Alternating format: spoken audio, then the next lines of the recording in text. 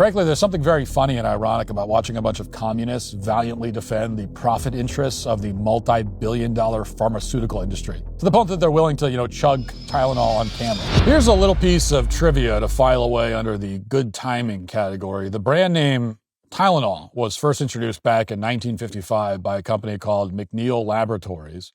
They marketed it as a way to reduce fevers in children. Just 4 years later, the growing pharmaceutical giant Johnson & Johnson bought McNeil Laboratories along with the rights to Tylenol. They quickly started selling the drug over the counter beginning in 1959. That arrangement continued for decades, right up until 2 years ago. After nearly 70 years of owning the Tylenol brand, Johnson & Johnson decided to hand off Tylenol to a spin-off company called Kenvue. They also jettisoned a couple other well-known brands, including Band-Aid and Listerine, placed them under the control of Kenvue. Now, whatever you think of Tylenol, you have to admit that this transition came at precisely the right time. In just the last month, Kenvue's stock is down by around 20%. Meanwhile, Johnson & Johnson is down only 1%. In other words, it looks like Johnson & Johnson successfully insulated themselves from the brand damage, or at least a lot of the brand damage, that has resulted from increased government scrutiny on Tylenol.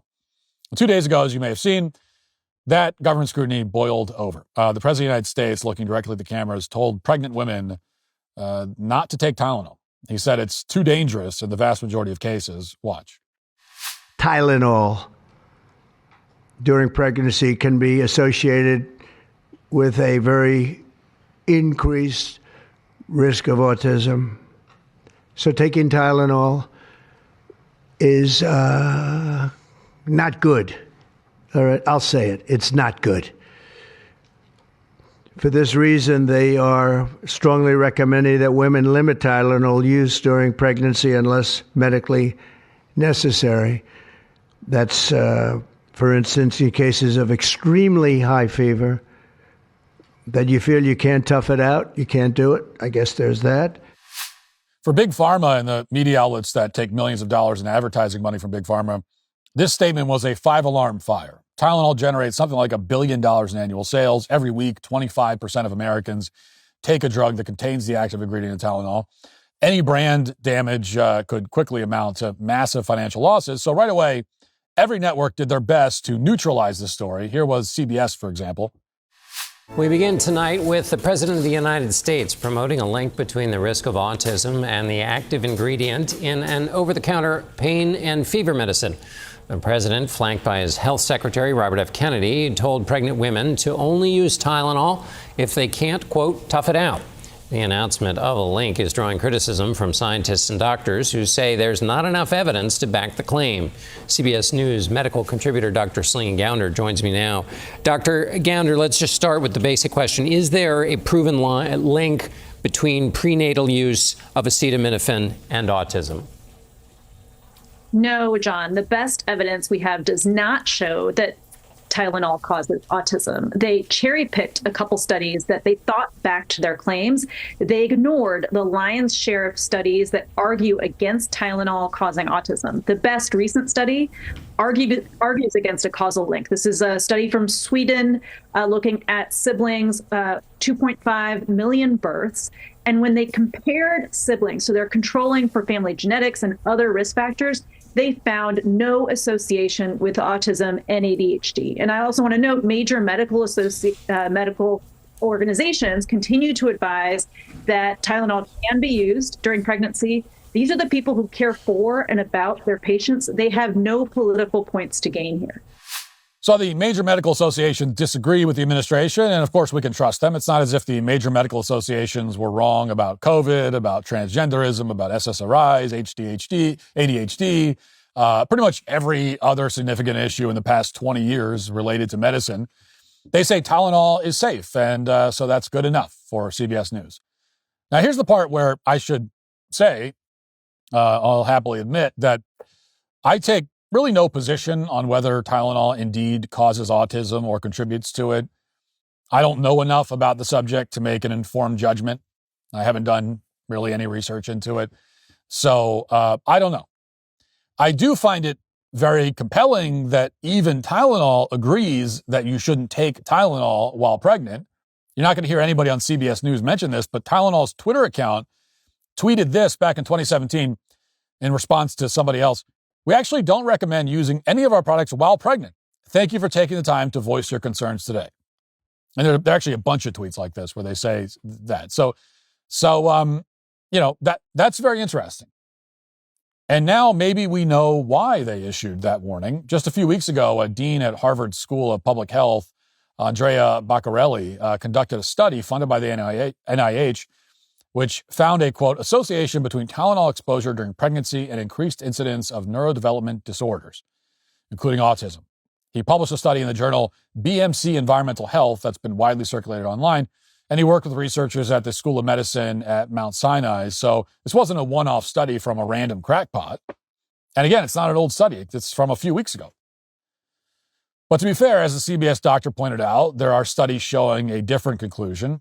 And I've seen various criticisms of the Harvard study focusing on the methodology. New York Times also just published a hit piece on the dean at Harvard saying he took $150,000 to testify as an expert witness in a lawsuit against the company that makes Tylenol. Of course, all these studies and experts are being funded by somebody. Every single one of them has a conflict of interest if you look hard enough. I mean, any study of this nature it's being done for a reason. Somebody's funding it, and which is why I don't give a lot of weight to studies in general for this reason. And if you've been paying attention for a while, you know that the media for roughly a decade has been warning us that Tylenol can cause autism and other behavioral disorders. Watch. It's supposed to be the safe option. Acetaminophen, most widely known as Tylenol, is routinely prescribed by doctors for pregnant women in pain. But a new large study out of Denmark calls this long-standing practice into question. In the study, women using the common pain reliever during pregnancy were more likely to have children who went on to have ADHD. The research is raising concerns tonight that acetaminophen could be linked to autism and ADHD. Acetaminophen is the most commonly used medication for pain and fever during pregnancy. Well, now we're learning that women who take it when pregnant may be exposing their baby to an increased risk of behavioral problems and other disorders, such as Tourette's syndrome. A new study from Johns Hopkins found taking acetaminophen late in pregnancy may be associated with a higher risk of having a child with autism or ADHD. A new study from Johns Hopkins finds taking acetaminophen late in pregnancy is associated with a higher risk of having a child with autism or ADHD. New research out of Spain is raising concerns about prenatal exposure to acetaminophen. A popular brand in the United States is, of course, Tylenol. A study from Spain included data from over 70,000 children. It shows those whose mothers took acetaminophen during pregnancy were about 20% more likely to develop ADHD or autism symptoms. If you go back long enough, you'll find that medical experts have contradicted themselves on pretty much every single topic, just like this. They'll tell you a few drinks of wine can add years to your life, and then they'll tell you on the next breath that actually can cause cancer. And there are a million examples like this. It's all very confusing, which may be the point. There's never been a clear answer on what causes autism or how, but that hasn't stopped the experts from offering theories, only to walk them back a few years later. In the 1950s, the refrigerator mother theory was popular. The idea was that if women don't demonstrate maternal warmth towards their children, then their children are likely to become autistic. Today, the explanation has fallen out of favor. Autism is widely considered to be a genetic phenomenon. In any event, for one reason or another, autism cases among young children have risen, there's no doubt about it, by roughly 400% in the past 2 decades. A statistic that strongly suggests that we changed something that should not have been changed. If you're a homeowner, you need to listen to this. In today's AI and cyber world, scammers are stealing home titles and your equity is the target. Here's how it works. Criminals forge your signature on one document, use a fake notary stamp, pay a small fee with your county, and just like that, your home title has been transferred out of your name. It is very, very easy in a scary way. Then they take out loans using your equity or even sell your property, and you won't even know it's happened until it's too late, until you get a collection or foreclosure notice. So when's the last time you checked on your home title? If your answer is never, which it probably is, well, you need to do something about it right now. That's why I've partnered with Home Title Lock, so you can find out today if you're already a victim. I know quite a few producers and teams at the Daily Wire use Home Title Lock to help protect their homes, and they all rave about the service and the peace of mind they provide. Don't wait until it's too late. Take a moment right now to verify your home title status and protect what's likely your biggest investment. Use my promo code Walsh at HometitleLock.com. you'll get a free title history report and a free trial of their $1 million triple lock protection, which includes 24/7 monitoring of your title, urgent alerts to any changes, and if fraud does happen, they'll spend up to $1 million to fix it. Don't be a victim. Protect your equity today. Go to HomeTitleLock.com. Use promo code Walsh. That's HomeTitleLock.com, promo code Walsh. In case it's not abundantly obvious, I'm in no position to pass judgment on any of these theories, but I am in a very good position to judge the hordes of pregnant liberal women on TikTok who are currently slamming down Tylenol on camera for the sole purpose of telling Donald Trump who's boss. And this is a phenomenon that has predictably taken hold very, very quickly. Within hours of Trump's press conference, the pill bottles came out. Watch. 28 weeks pregnant. You know what I'm going to take? Some Tylenol, acetaminophen. It's going to work like a charm, and my baby won't have autism.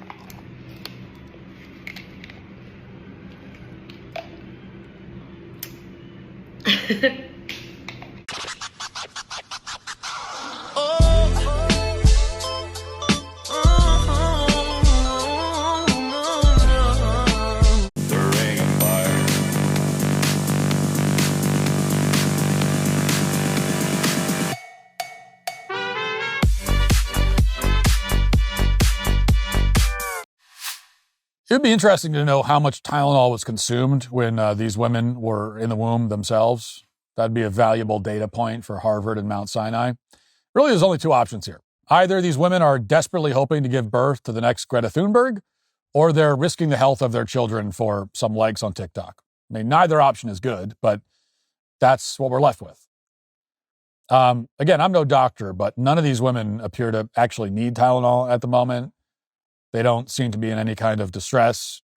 Seems they're just taking it to take it. They're taking it out of spite. I mean, as a general rule, I would say, and you don't need a medical degree to say this, that taking any kind of pharmaceutical out of spite is always wrong.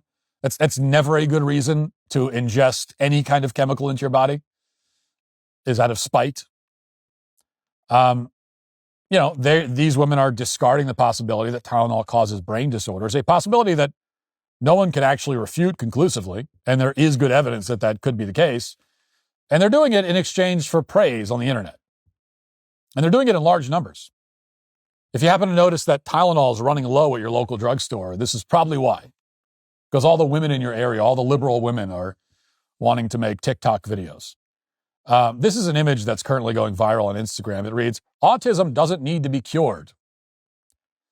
Yes, leftists would rather embrace a neurological disorder than give the Trump administration any kind of credence. That's where we are. At the same time, as dark as this situation is, I have to admit, it's amusing to see that, once again, these people will immediately do the opposite of whatever Trump says. I mean, we all know, this is not any great revelation. I'm not saying anything you don't know, but there's not a single issue under any circumstance where these women can admit that actually Trump may have a point. At an intellectual level, at an instinctual level, rather, they have to contradict whatever Trump says. They have to make a very public showing of disagreeing with Trump so that all their friends know that they're not on board. And this is a power that Trump has that I wish he would use more. That he can get these liberal women he can get them to do anything. Get them to do anything just by urging them to do the opposite of that thing. So I can tell you one thing. I wish Trump would come out and claim that, it's a bad idea to shower every day. Overnight, you would fix the hygiene problem on the left. If only he would say that. Now, of course, the downside is you have a bunch of liberal women taking videos of themselves in the shower. So we'd have to see that. But the plus side is that, things would smell a lot better around here. But fixing the abject stupidity might be a tougher challenge. Here's one more video in this new genre of women downing Tylenol to own Trump. Watch. About to take Tylenol for my headache while pregnant because I don't take my medical advice from a man who doesn't have a degree in science, healthcare, or medicine, and who had a parasitic brain infection and was addicted to heroin for 14 years. Yeah, I'll trust my doctors who have their degree. This is another common sentiment on the left. They're completely unaware that many studies exist including from the public health school at Harvard, that agree with the Trump administration. The dean at Harvard who wrote the autism study has an MD as well as a master's and a PhD. But his opinion doesn't count in left-wing circles. As always, credentialism is just a way to advance the narrative. If you have credentials and agree with them, then they'll cite your credentials. If you have credentials and you don't agree with them, then they'll drown themselves in Tylenol and pretend you don't exist. As entertaining as these people are, there is one more irony to discuss here. That this Tylenol obsession is yet another example of the left rushing to the defense of big pharma without any self-awareness.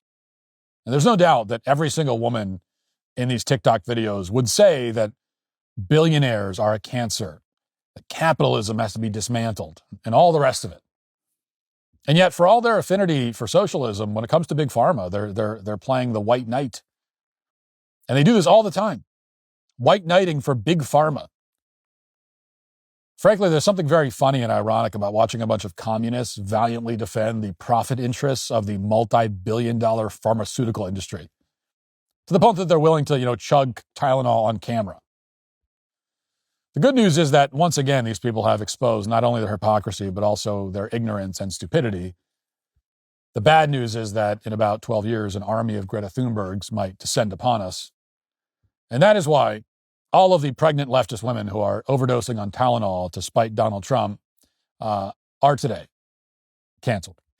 If you'd like to see what else I have to say, you can access my full show by going to dailywire.com or by going to the Matt Walsh Show Twitter page. Hope to see you there. Godspeed.